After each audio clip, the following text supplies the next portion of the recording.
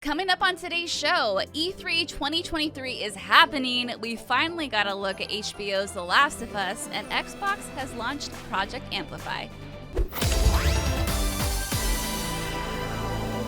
What's good, everybody, and welcome to another episode of the What's Good Games podcast, your source for video game news, commentary, analysis, and funny stuff every Friday. I am Brittany Brombacher, joined by the lovely, I need a nickname for you, the dancerific, Rihanna Manuel Pena. Thank you. Hello. I'm excited for this twofer, which is you and me, Brittany. Dude, I don't think we've done a twofer before. Well, not on a podcast. I know. I was like, God, I need like a really good new intro name. Some folks did call us Britt Ri. Brittri, on patreon.com/what'sgoodgames. Plug. Why not Britannia? Britannia, dude, I love it. Yeah. Britannia, it sounds like the name of a ship, like a big luxurious yacht. Oh yeah, now I'm thinking of Encyclopedia Britannica. Okay, so it's a big encyclopedia-based yacht out in the middle of the ocean. You know, it looks like a book, but it's a yacht, and it's called the Britannia. Yeah. It's a very well-versed ship. It's a very well-versed ship. Hello, friends. Andrea Renee is not here, which is why the show has already gone off the rails. She is taking this week for a little R&R, which is something we all can use from time to time. So if you feel like you need the time, don't be afraid to reach out. Treat yourself right. We have a fun and interesting show this week, some very interesting news articles, and you have been playing some Netflix games, which I'm very excited to hear about. But first, I want to give a shout out to the Patreon producers, Chewy's Godson, Alex Rigopulos, Faris Attieh, Justin Foshee, Punkdefied, and thank you, new podcast reviewers, La Spicy. And I know y'all do this on purpose. Ree, why don't you give this one a shot? Do you want to try pronouncing the same? Thank you for your review, Mr., Miss, or person.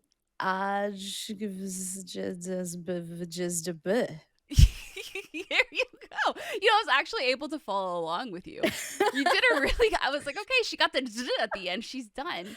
You know what? For prosperity's sake, I'll go ahead and I'll actually read out the letters. We got AGSHIVNJDZGBB JVDH. Thank you. Thank you very much. And I do appreciate the fun tongue twisters from these reviews. As we say every week, they make us feel all warm and fuzzy, and they sometimes do give us that extra little push, and we just greatly, greatly appreciate them. And this show today, this week, is brought to you by patreon.com/what'sgoodgames, where you can sign up if you want to support the show.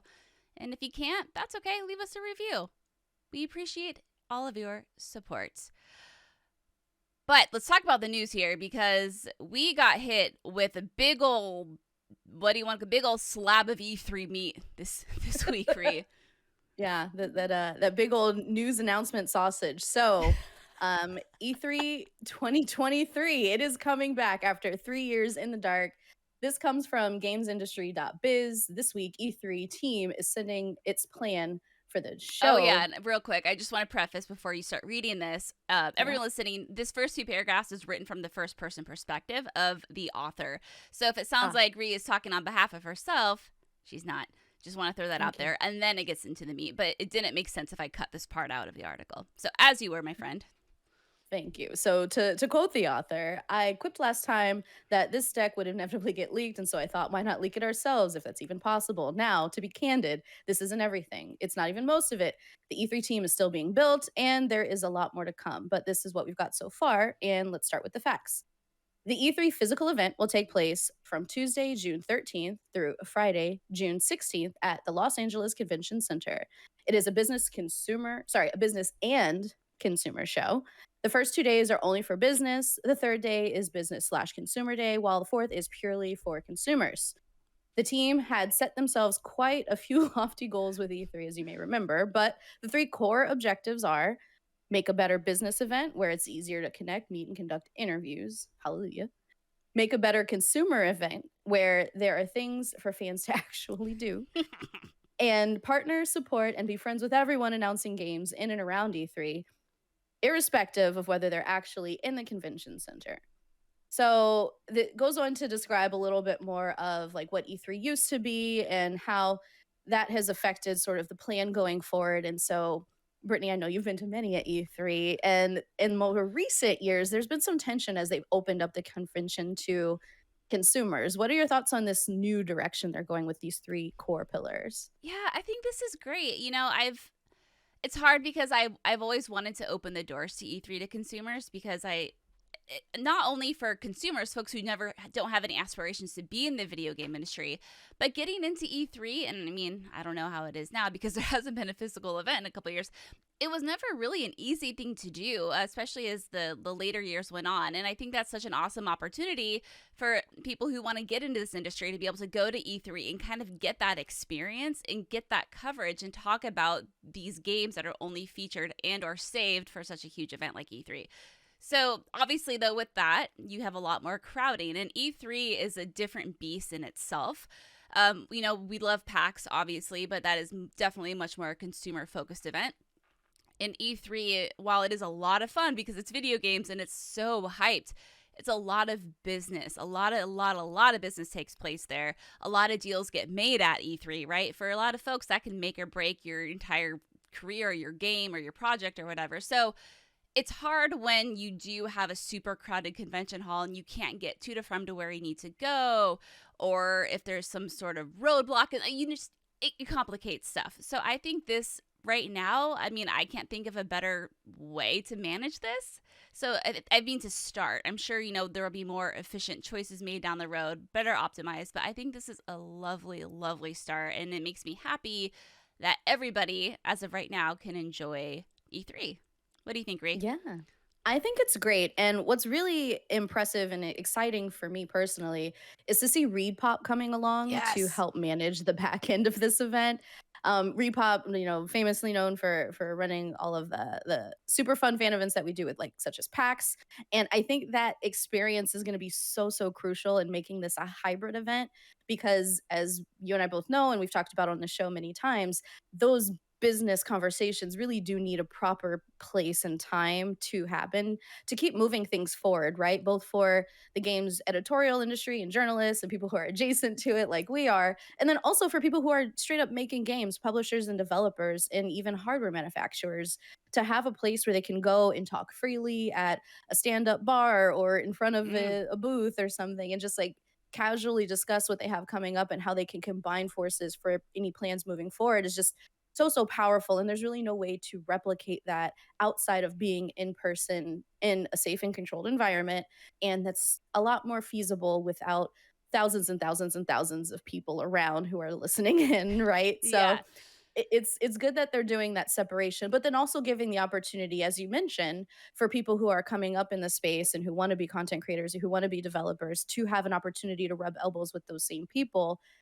It's like a best of both worlds situation, right? And Mm-hmm. I think Reed Pop is the right choice to make this possible. I think they know how to handle large crowds of Oh, people yeah. who are excited about something but keeping things safe and manageable, and at the same time, obviously E3 is known as a business to business consumer slash whatever Yeah.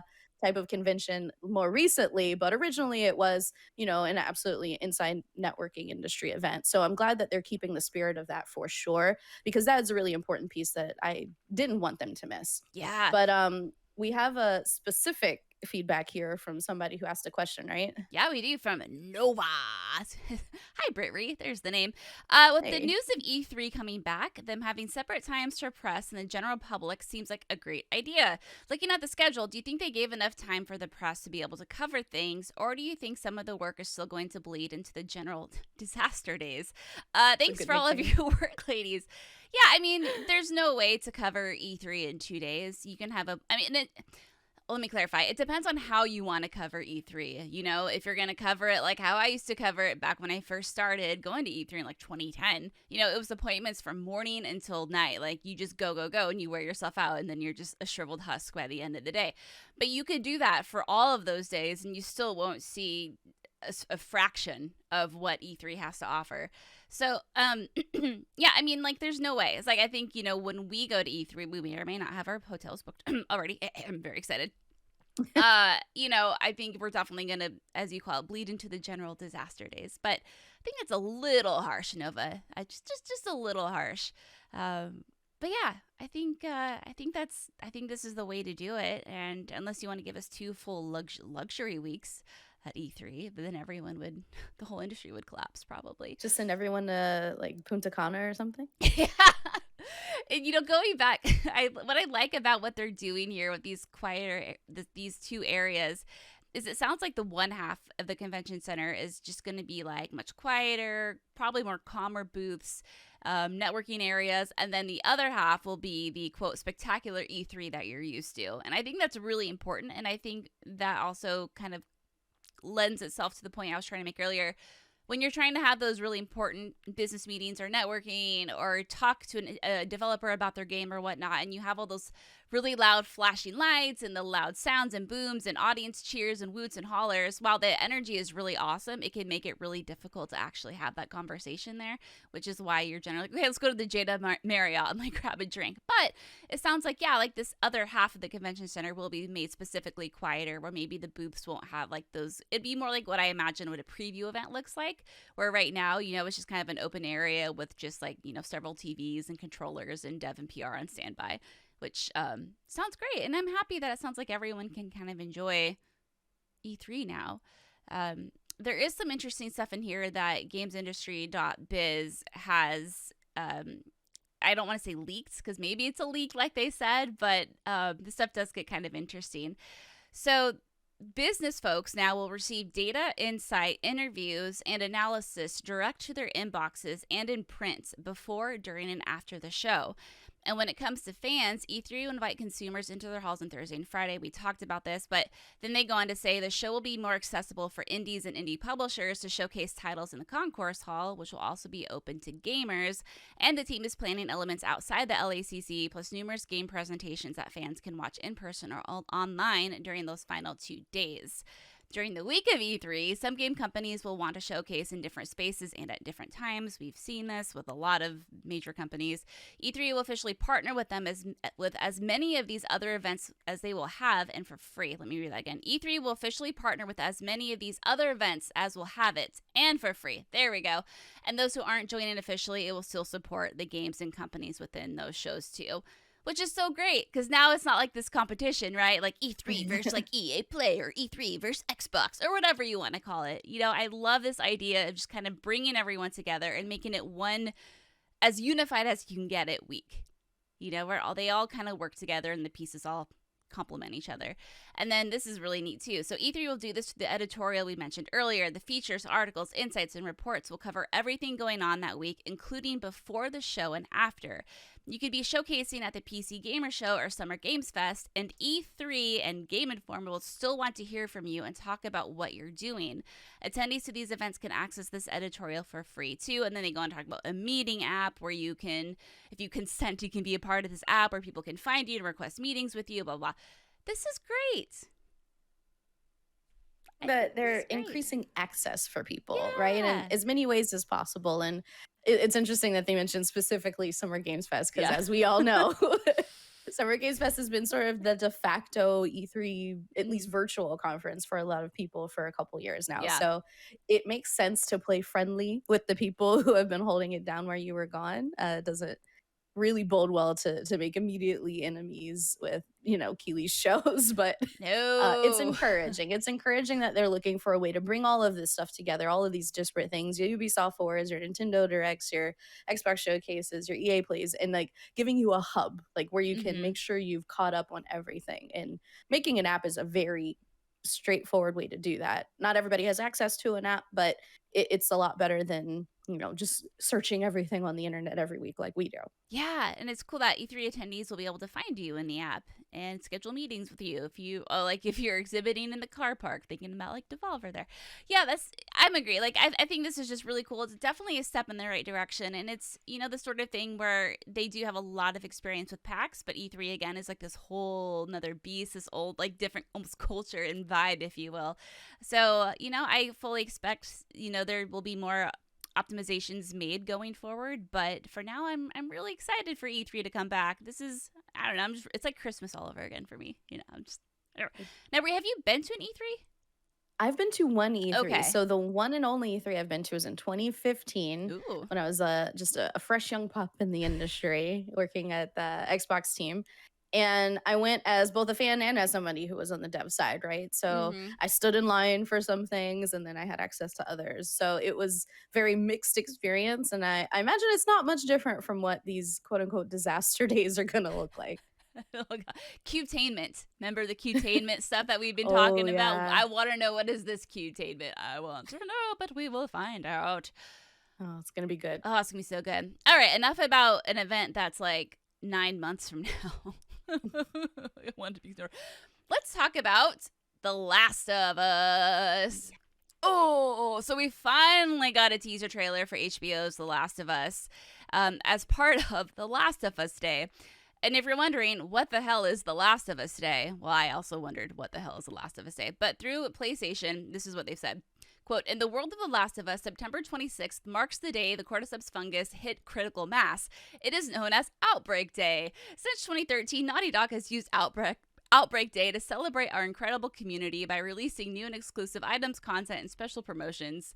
Scroll down and check out some of our newest release. So I do think it's funny. Like, let's celebrate the day that cordyceps effed everybody up, but whatever. It's kind of cute, I guess, in a weird way.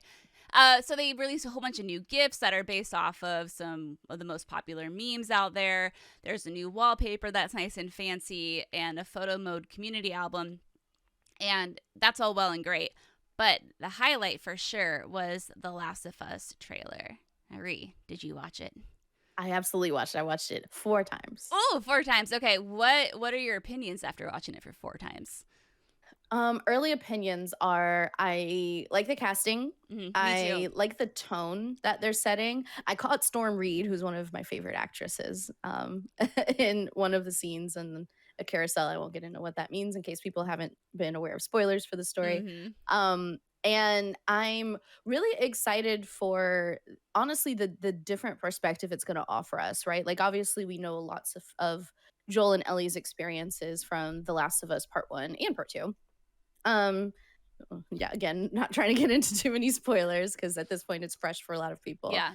But I'm excited to follow other characters, which the game doesn't really give you that many opportunities to do, right? So you get to see, different scenes with, let's say, someone like a Tess or, other people at the Outbreak Day, for instance. And I really, really, really loved the look of the one clicker that you got to see on Tess. Oh, I actually stopped and freeze framed and I was like, ooh, he's creepy. Like that part of the horror doesn't scare me like other spooky stuff does because it's just so fantastical that I don't feel like it's gonna happen.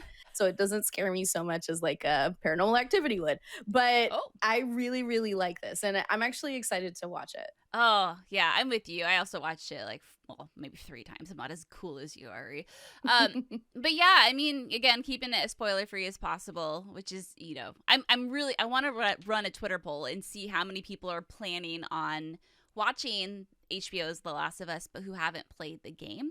I'm going to be really curious to see what that little diagram looks like. Yeah, but anyway, yeah, so some really, really cool shots there. I'm with you. I love the tone. I love the music. I love the casting. I know at first a lot of people, of course, it's the internet, we're like, but I think once you watch this, you can't help but feel like it's just nailed. Like Pedro's just such an amazing Joel. Just he has the whole grunge, like haggard man look down, and I think he's going to fit really well. But it starts off, you see the quarantine zone in Boston, you see some Firefly graffiti being painted over, there's a shot of Tess, Joel, and Ellie leaving Boston, and then there's this like one shot of downtown Boston when the lightning flashes, and it's such an awesome look. And I think because that's for me one of the main like holy crap moments from the game, when you first get downtown Boston and Ellie is just like blown away by the size of these buildings, and I think that shot really encompasses that, so that was great. We got to look at Marlene, Ellie, Riley, and then Joel and Sarah. I'm not looking forward to seeing that part, but it's gotta happen. And then based off what you were saying earlier, yeah, like some of these, a different look and a different perspective from some of these iconic characters, and that's something that I just really love. Neil Druckmann's obviously I think like what executive producer on this. He has some big Mm-hmm. high up role, so he's very involved, and so that's why I'm feeling confident about how this is going to go down, and some of the expanded looks at these characters that we're going to get. I think it's gonna be really exciting. We do have a couple characters in here that are one character at least. So there is a glimpse of Melanie Lindsay's, I'm so bad at names, Lynksey. I'm so sorry, Melody. Her character. And so, according to Polygon, she's playing a character named Kathleen, who is, quote, a ruthless leader of a revolutionary movement in Kansas City. Joel and Ellie travel across a huge portion of the country in the games, but it sounds like the HBO show will fill in some of those gaps and talk about Kathleen and what her group is up to. And then, if y'all remember Henry and Sam, not going to go into who they are, the role they play, they meet them in Kansas City instead of Pittsburgh, which is the original location. And HBO said Sam and Henry were, quote, hiding from a revolutionary movement seeking vengeance, which is Kathleen's group. So, oh, fireflies are not fireflies, or I think the fireflies are still fireflies. I think this is a new group that's been created for, some reason or another, maybe to flesh out some certain plot holes or movements, or I don't want to say plot holes, but you know what I mean. So anyway, we'll see. And I think it gives people something else to look forward to. I'm all for that, And then again, you have the Resident Evil Netflix show, and that tried to go on with its bad self, and well, we saw how that went. But because Neil has a direct involvement in this, I'm very excited for it. So yes, and I have high hopes for Netflix moving forward. We'll talk about it a little bit more later in the show, but yeah, fingers crossed they get this one right. It looks good so far. It for does. Sure. And Sean I wrote in from patreon.com/whatsgoodgames and asked, with the Last of Us trailer, which scene from the trailer looks the closest from the game? For me, it is the sound of the clicker in the stealth area of the game that is shown in the trailer. That is a really good scene where I think it might be the scene where Ellie sees a clicker no, because she sees a clicker for the first time when the clicker's already dead. But in this, there is a scene where Joel is with Ellie, and it looks like Tess, but maybe it's someone else. But you can tell that Ellie is freaked out, and Joel just kind of looks at her and like puts a finger up to his lips. Yeah. And oh my, I'm really excited for this. I'm really excited for this show. And anyway. I really like the scene where they're riding on the horse, and it's like, save who you can save. It's literally like, y'all, if you can't be quiet and sneak around, peace. Like, you ain't making it. Like, we're out. It's very much like the game. Now's not the time to be stepping on some broken glass. Not like, don't trip on that tree root. Come on. Like, you gotta run. I think the scene for me that really got me is the one where Joel is, it looks like almost like shaking Ellie, but I believe it's when they're in Jackson at some, I'll just leave it at that, in wintertime. And if you look at some of the frames, someone compared it, and they're pretty much shot for shot. That's a very emotional scene and a very strong scene, and important to the relationship of Joel and Ellie. So I understand why you would kind of do that frame for frame, and people pick up on that, and we remember that, and it really makes us gamers feel heard. I'm just joking. We're not that. Well, I mean, a lot of you are that self-absorbed, but anyway, I digress. So yeah, I think those are some really good scenes there. Yeah, but that's enough about clicker talk and other stuff. That's a really bad segue. I was going to say cheese, and then I'm like, wait, we didn't talk about cheese at all. For some reason, cheese came into my head, Ri, and I don't know why. I warned you before we started the show that I have lost my goddamn mind. It's fine. It's absolutely fine. Clicker cheese. Get the new dairy product at your local Safeway. I got you. I got a segue. Okay. So the iconic sounds of a clicker, not unlike the sound of an Xbox boot up screen. Ooh, Xbox launches Project Amplify to support Black youth interested in the gaming industry careers. So this comes from Xbox. Thought it was really important to highlight, so we are gonna talk about it. All right.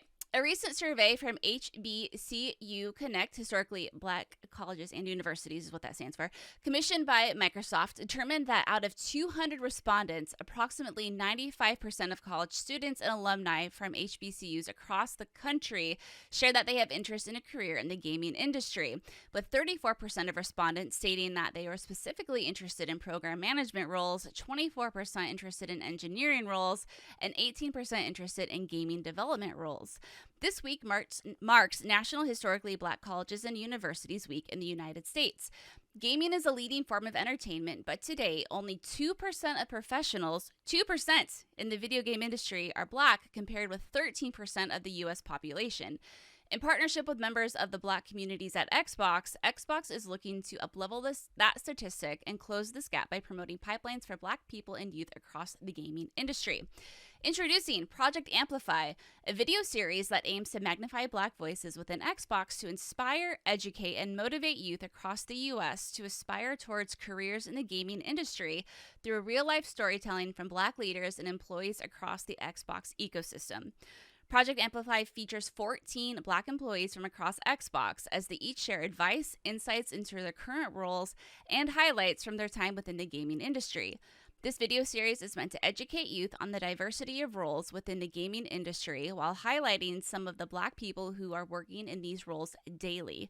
To launch this initiative, Xbox is partnering with the 2022 Revolt Summit and AT&T for a 2-day event, September 24th through the 25th, which was a couple days ago, to reach students and gaming enthusiasts through on-site industry panels and networking opportunities with member of Black communities at Xbox. Bree. This is very important for many reasons. Yes, it is. It is. First off, I want to just pause and just bravo. This is the work we love to see. Thank you, Xbox. Thank you. Sorry, continue. No. I mean, take it. Take the floor, honey.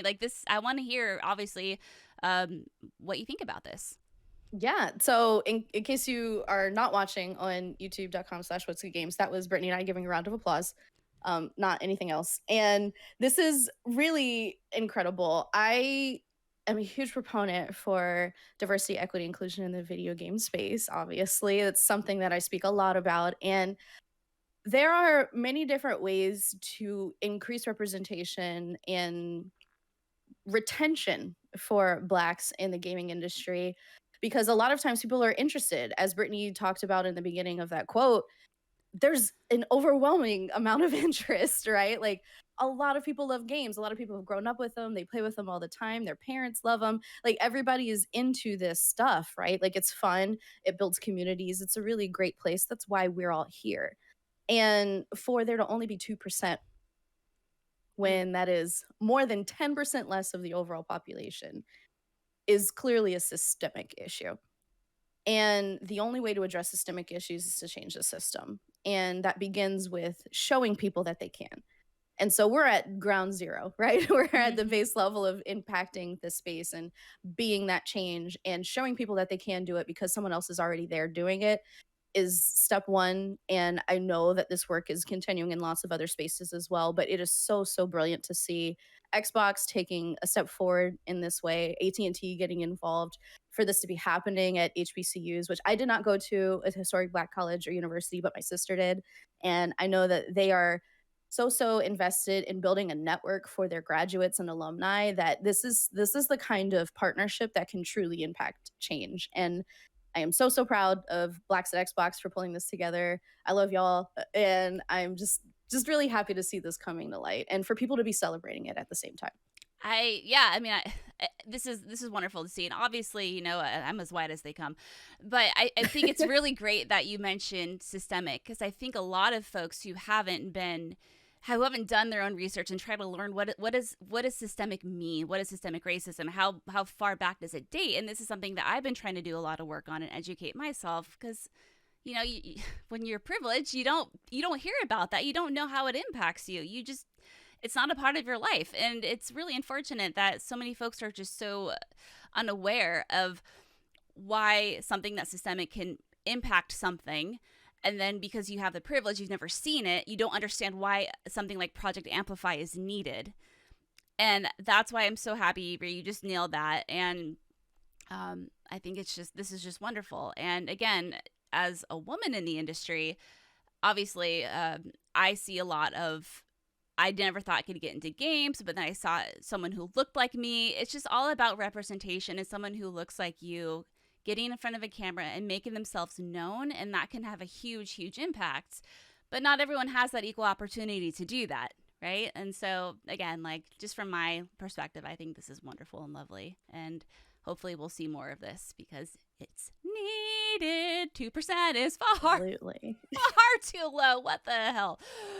No, amen to that. And I do want to say thank you, Brittany, and say it publicly because educating yourself is hard and it's something that not everybody takes the time to do. So I appreciate that you do it. And I know that you do it. I've seen the results. Thanks, baby.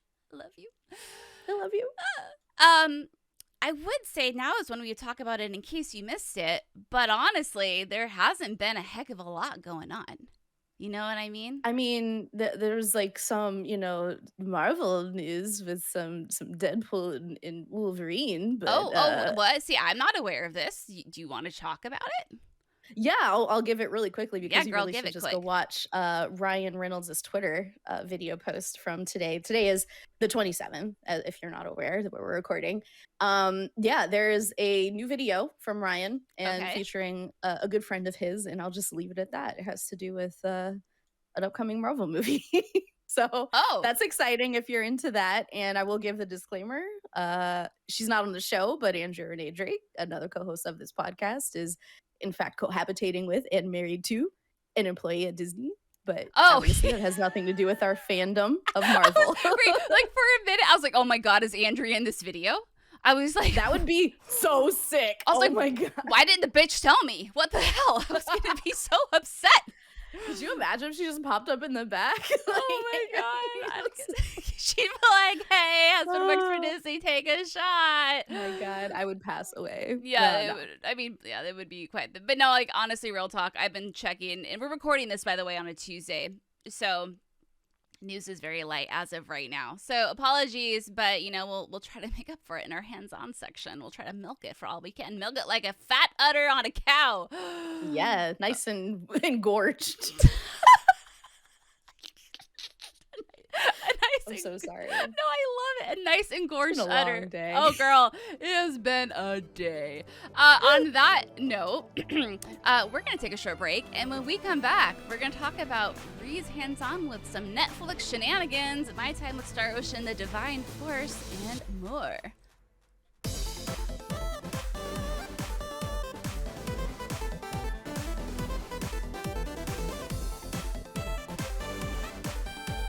Welcome back, ladies and gentlemen, boys and girls, cats and dogs, to the second segment of the What's Good Games podcast, where we talk about what we've been playing and any preview events we may or may not have been to. Also, maybe we'll talk about engorged udders, who could say. But first, Ri, you have been playing Desta, The Memories Between.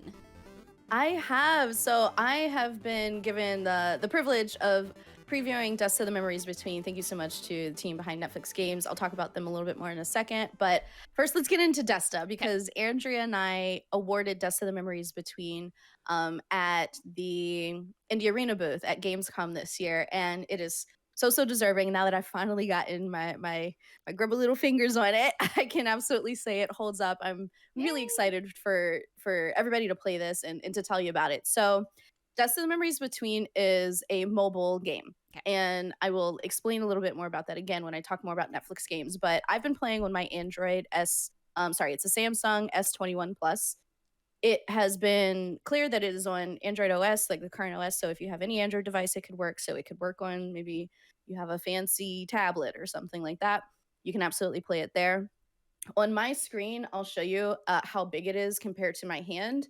On this size screen, it is easy enough to see the text that I don't have to squint. But it is a note that it may be small for some people. So it depends on your depth perception, your sight ability. But I have not had any personal issues with it. As far as the accessibility of the game, I am not qualified to speak to it. So I would highly recommend looking into that if this is something that you want to play and you have sight challenges.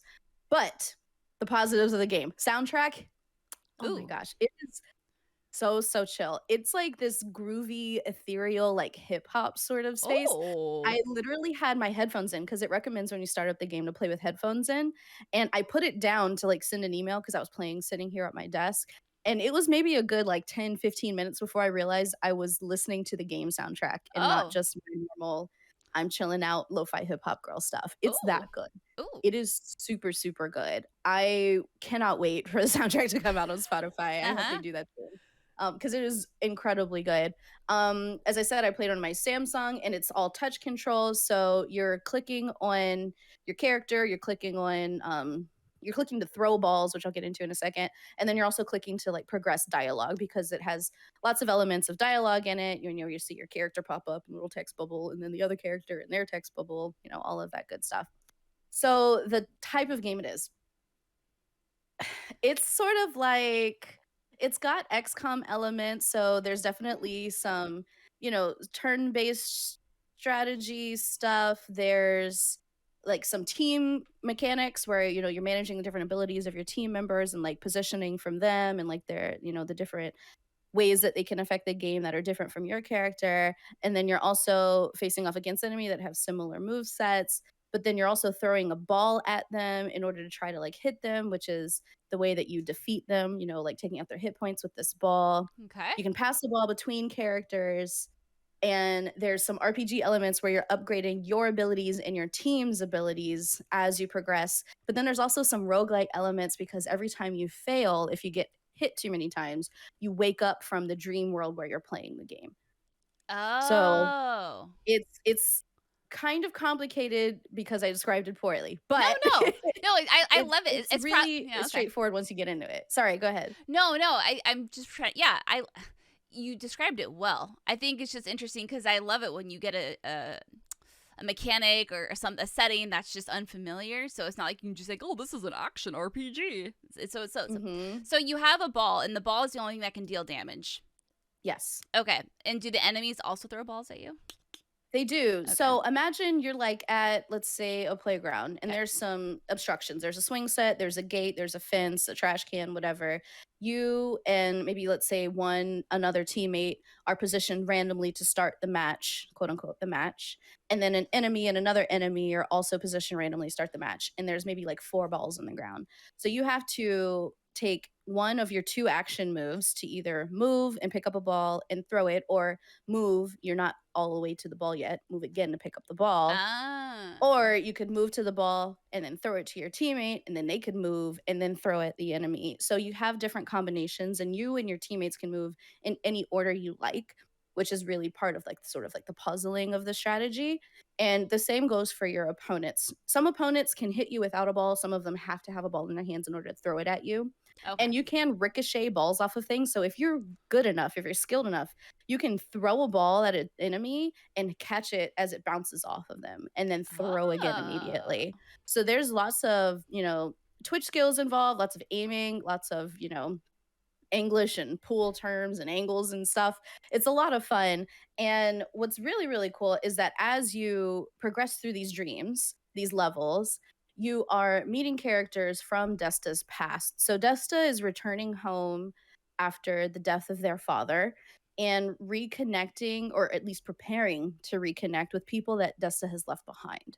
Okay. And if you've ever played a conversation in your head before you had it in real life, you'll know exactly what I'm talking about when I say like Oh. this goes so many different directions where Justice says the wrong thing and someone gets upset, or they try to, you know, get real with somebody, but the person keeps avoiding them. And there's all of these different reactions, but Justice continuously playing through all these conversations over and over and over again to try to win them, to try to get connected with the person that they've left. So it's really meta in the storytelling, but at the core of it, it's, you know, sort of into the breach style attacking, right? But in real life, you're just trying to communicate with somebody because that's what Desta used to do with their dad, is throw a ball back and forth in order to take turns communicating with each other to get to the heart of what they wanted to Oh. say. So it's very emotional, but you're also playing dodgeball. Like it's so hard to break it down without actually playing it or seeing it. No, But I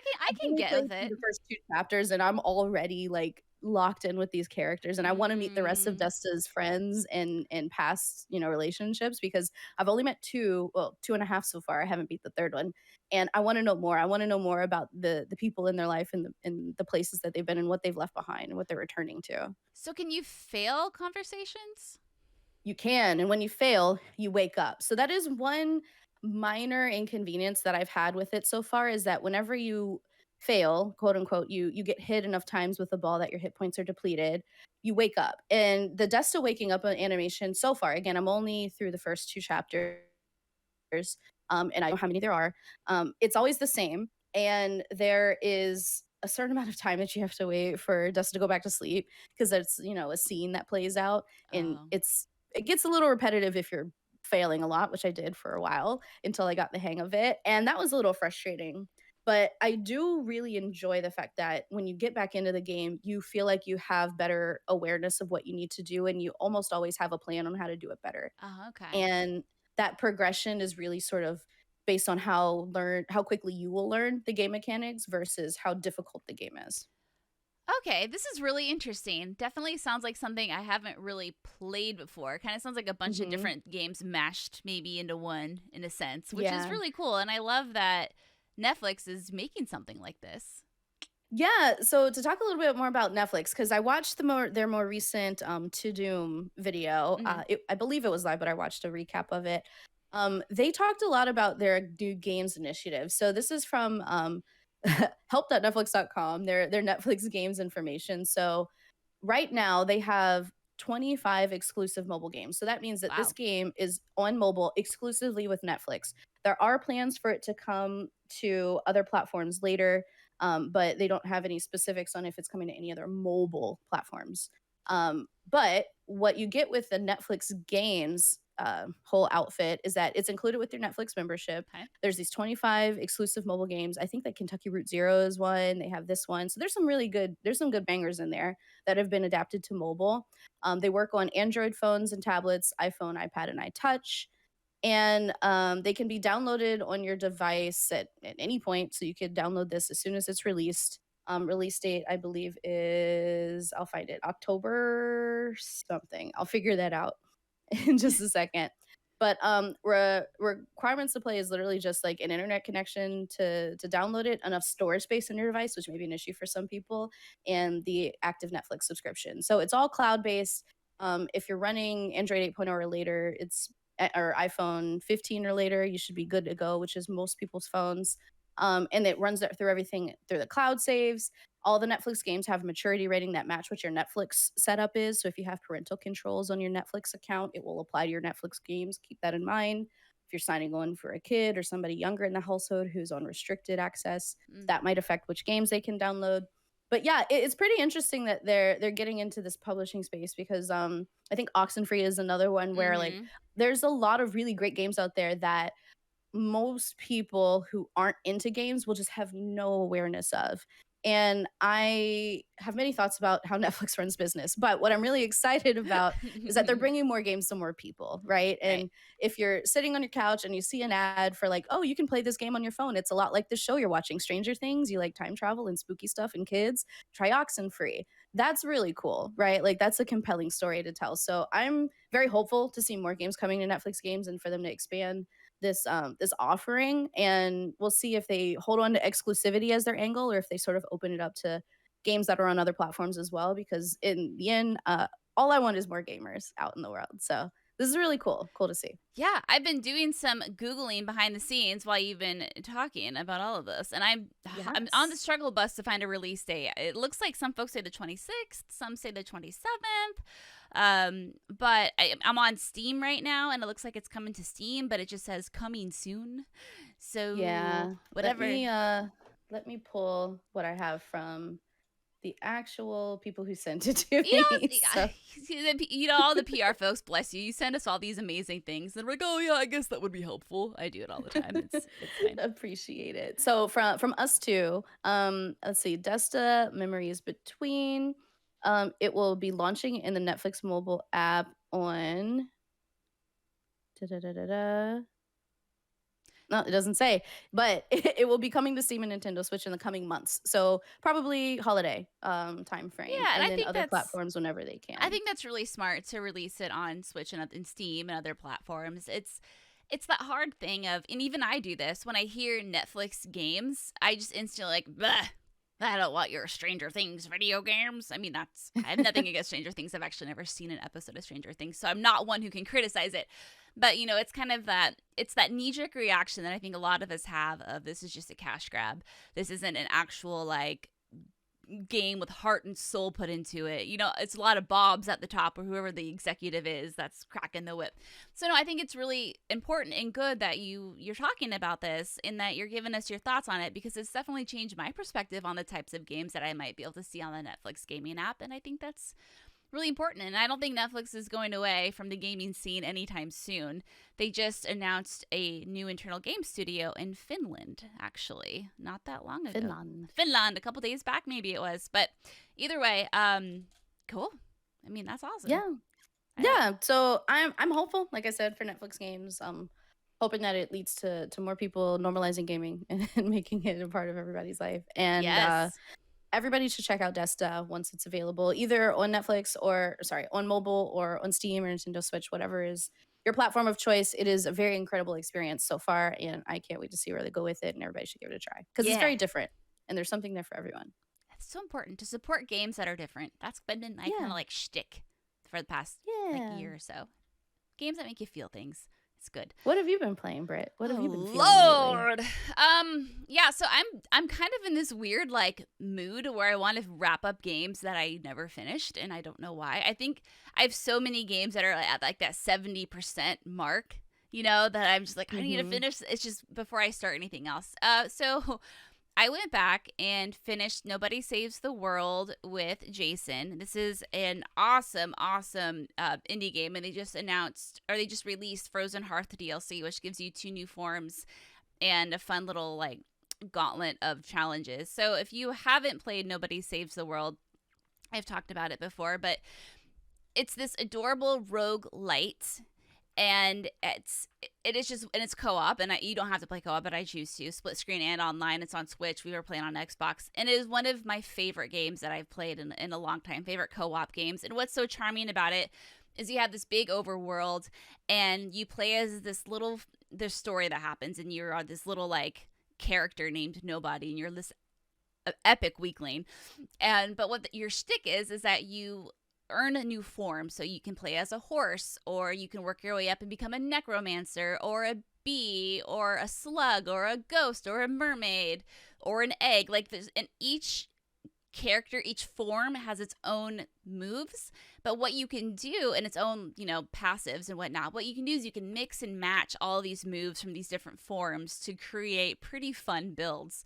Yeah, and that's part of the loop. And then as you know, you progress through certain characters, you'll level them up to a point, you'll unlock a new character and a new form, and there's certain dungeons. There's a lot of dungeons in this game, a lot of challenges, and what you have to do is like min-max and figure out what's the best form that, you know, to do that. Anyway, I've talked about it before, but it's a really, really special game, and Drinkbox deserves all of the praise they are getting for it. It's very good. So I went back and we finished that, which felt really good.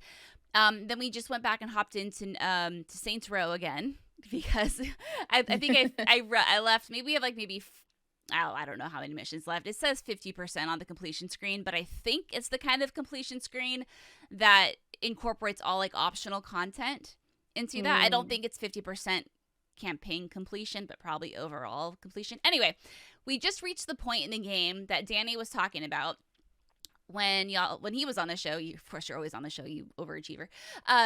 Where he was saying how you have to do some of the optional stuff to progress the main campaign.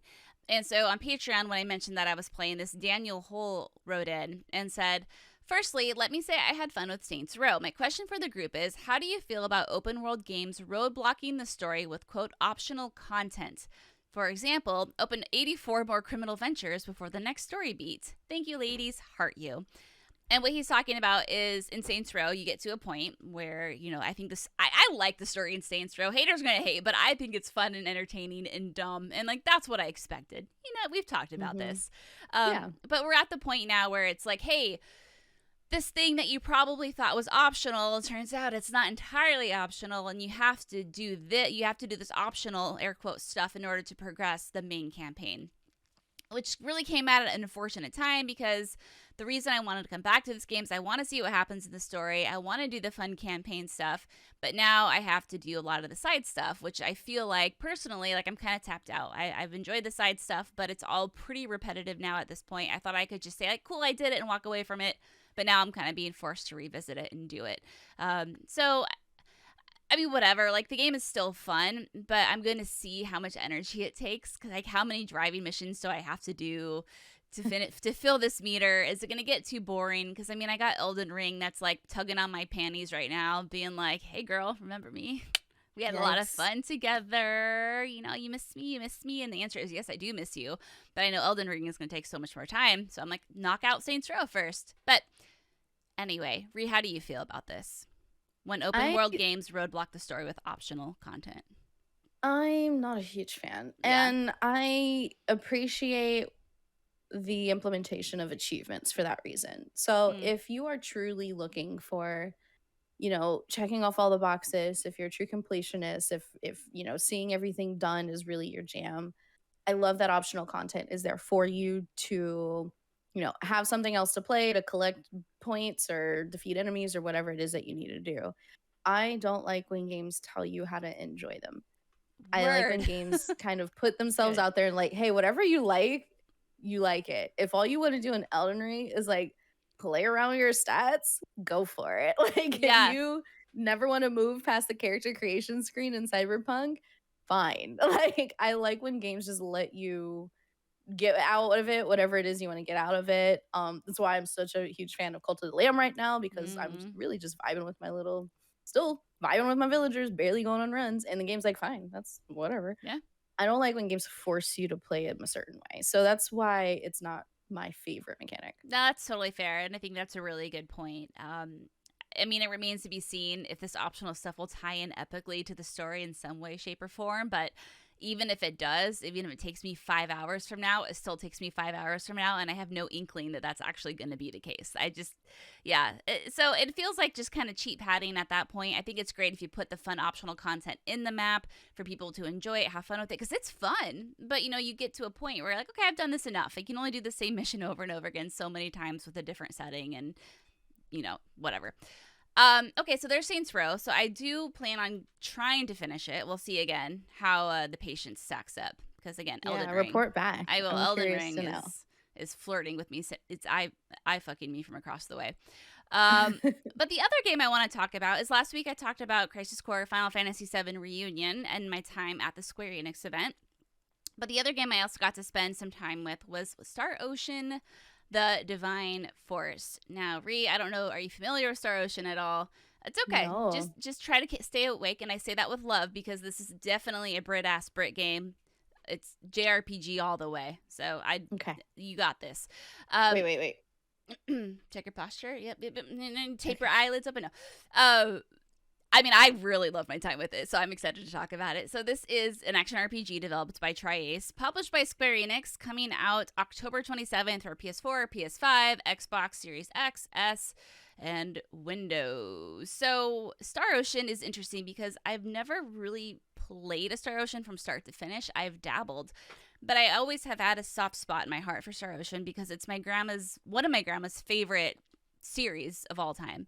She loves Star Ocean. I grew up watching her play Star Ocean, and so whenever there's a new game in the series, I just feel like I kind of got to flock to it, and so I can play it and keep her updated with it. So a lot of this is kind of like a little. There's a lot going on, but we'll talk about it. So this story follows dual protagonists Raymond Lawrence and Leticia, I believe that's how you say her name, Osirius. Again, I'm trying my best here. In their, quote, adventure to save the cosmos. And this game takes 46 years after the last mainline game, which was called Integrity and Faithlessness, which came out in 2016, which was the last one that I tried to play. But unfortunately, I ultimately just burned out on.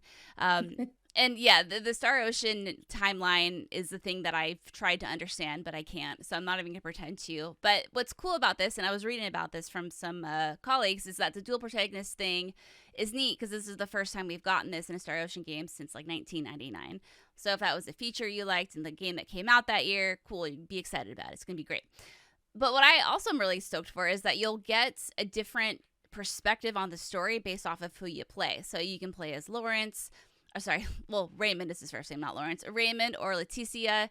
And depending on who you choose, you'll get different companions. Again, your perspective will change how the story unfolds, and you'll have different endings dedicated to all of the party members that you have.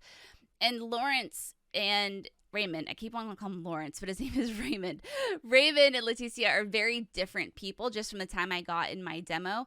Raymond's more like techie sci-fi merchant ship captain, and Leticia is the crown princess of the kingdom, Osirius. Again, I think I say that right.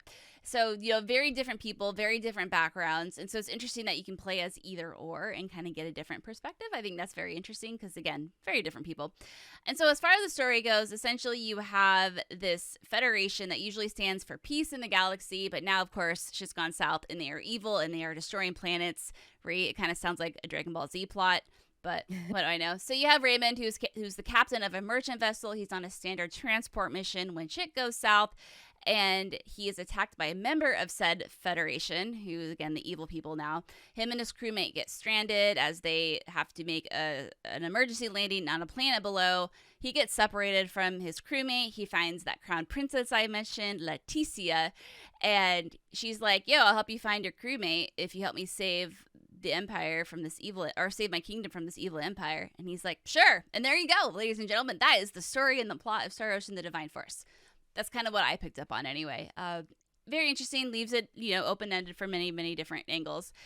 The combat was really interesting too, and it's, again, like, it's a lot. There's a lot to kind of dive into here and absorb, and I think that's, as someone who's also playing Xenoblade Chronicles 3 right now, like, I'm used to all these weird mechanics being thrown at you. It feels like every step of the way, but Star Ocean definitely was a lot tamer in that regard, and I really appreciated that because it felt more easy just to pick up and play. But still, it's not your simple turn-based, hack and slash combat that a lot of us are kind of used to from those older JRPGs. But it is seamless, so you can go from exploration to combat, no problem, which is appreciated because the exploration was so killer. But I'll talk about that in a minute. Your combat skills cost AP to perform, and this maybe is a staple of the Star Ocean franchise. I don't know, because I haven't played one in a long time, but you have a AP gauge in front of you, and every time you execute a command, it slowly goes down, and then it refills, and so you have to time that and make sure that you're being strategic with the commands that you are using. You have stop mode, so you can freeze the game, give orders to your allies, change your targets, etc. And the part that really got my panties in a bundle, in a good way, in a way that got me very excited, was the leveling up. So you accrue SP, and what you can do is you can strengthen skills you've already learned, acquire entirely new ones, or I think there was another option where you can buff what you already have. Which was different from strengthening your already learned skills. There was basically, like, from what I remember, there was many different ways that you could upgrade your character and personalize them, which was really exciting because I feel like that's a lost art. I'm not going to get on my soapbox here, but in MMOs especially, and RPGs, it's very cut and dry. You level up, you get a certain amount of points, that go to certain attributes, and you don't get to customize that. And that's something that I really love and I really missed from back in the day. But it sounds like in Star Ocean: The Divine Force, they're really just like going all in on that. And then the final main thing that I got to play around with a bit is called Duma. And I am pulling this straight from the Star Ocean Wikipedia because if I tried to explain this, I would be fumbling over my words all night. So, essential to gameplay is Duma, D-U-M-A, who gives the player access to the Vanguard Assault mechanic for a variety of uses.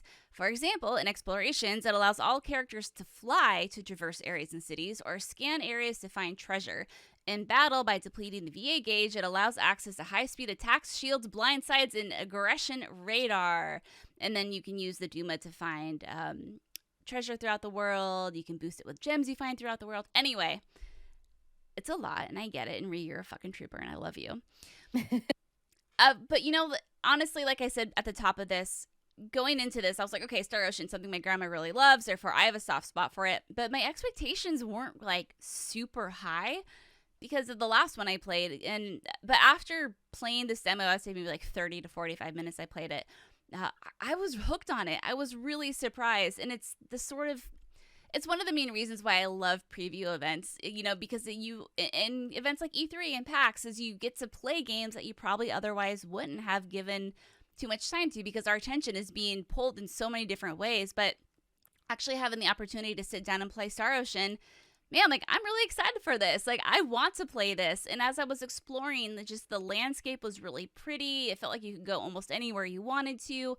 I'm not going to say, Breath of the Wild-esque because that's just such a when you make that kind of comparison, but what I mean by that is when you just have the sprawling landscapes in front of you, you feel like you can almost go anywhere with the Duma flying mechanic. And I was like, and the characters were voiced really well. I thought they were all very different, and I love me some just different characters that get to interact and are kind of thrown into a clusterfuck together.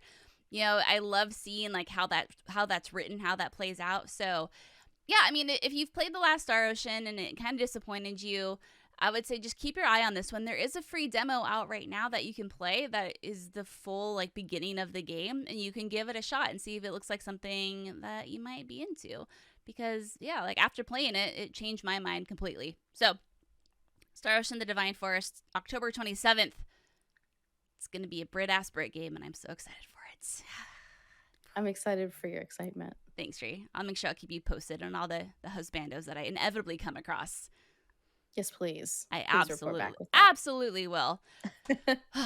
Well, Ri, I think that's it. You got anything else you want to chat about? No. You want to talk about your toenails, your toes, big fat toes, or I don't know? We talking about my fingernails. I did them for the Miami Dolphins. Oh, we're gonna be those going are to Dolphins games nice. soon. Okay, see, that's. Thanks. I need to grab inspiration from you because first of all, mine are grown out as hell because my nail lady had a COVID scare, so I couldn't go in. Yeah. But they're just plain. I need just like some fancy. Do you pull inspiration from anywhere?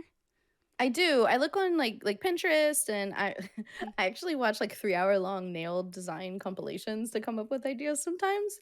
But most of the time, while I'm just sitting there doing them, I'll do something by accident, and then I'm like, oh, that's cool. I'll go with that. So you're so talented. Good for you. Inspiration comes many ways. Good for you. I mean, like they look professional. Oh, thanks. Well, I mean, it helps that I can take as long as I want when I do it myself. I know, so but still, 4 hours is achievable for me because I don't have clients coming in that I have to get to. That's true. So you're just walking around with like 5 nails done. You're like, hey, what's up? It's me, Ri, the professional nail artist. Right on. Yeah. Well, great. Well, yeah, we should talk about that. So you, my dear, are heading out next week for a fun thing. I am heading out. So I will be in the New York area for Comic-Con time frame, which I'll be able to talk more about when I get back. And I do not think I'll be able to make the show next week, but I know you and Andrew will hold it down as always, and I'll have lots of fun stuff to share with you after I'm back from New York. Yeah. Have you ever been to New York Comic-Con before? I haven't. No, Same. This will be my first time. Well, that's very exciting. On that note, also, I will be out next week myself, actually. Yeah, I'm going to be going to Orlando for Halloween Horror Nights, which is... Ooh. Yeah, this is one of mine and Jason's favorite vacations that we obviously haven't been able to do since 2019. Due to COVID, in case you forgot about that. So we are going to be out next week. It's also kind of like a pre-birthday celebration for him too. So I'm very excited. We will not have the baby with us, and I love my baby, but mommy and daddy need some time alone too, if you know what I mean. It's just important. It's good. It's good to nurture that relationship with your partner once in a while. I also will be out next week. So it will be Andrea holding down the fort with a to be determined guest, while Ri and I are out fucking around. Yeah, that's okay. We deserve time. We'll just figure it out. Yeah, we'll figure it out. It'll be great. And everyone's like, oh, so that's why Andrea's taking the week off. She needs to recharge up for the week ahead. Fair. I'm not trying to put words into her mouth. I'm just being silly. I love my baby girl. Anyway, so it'll be fun. When we get back, we'll have lots to share about your horror nights, about my experience in New York, and maybe some new things in my future. We'll talk about it. Ooh, little teaser. That's right, ladies and gentlemen. Well, thank you for watching and/or listening to this episode of What's Good Games. I had a lot of fun with our Britannia. What did we call it? Britannia? Well, that was the naval ship. The encyclopedia-shaped naval ship, Britannia. I had fun sailing the USS or SS Britannia with you over these uncharted waters. We found a lot of good booty in our ventures. And nothing but the best booty. Nothing but the best booty with you. We won't be back next week, but we'll be back the week after with I think Rebecca Valentine is booked to be our guest that week, so that'll be a fun one. Awesome. Yeah. Well, thank you again for watching and listening to this episode of What's Good Games, and we will see you in 2 weeks. Andrew will be back next week, though. It'll be great. Bye. Bye.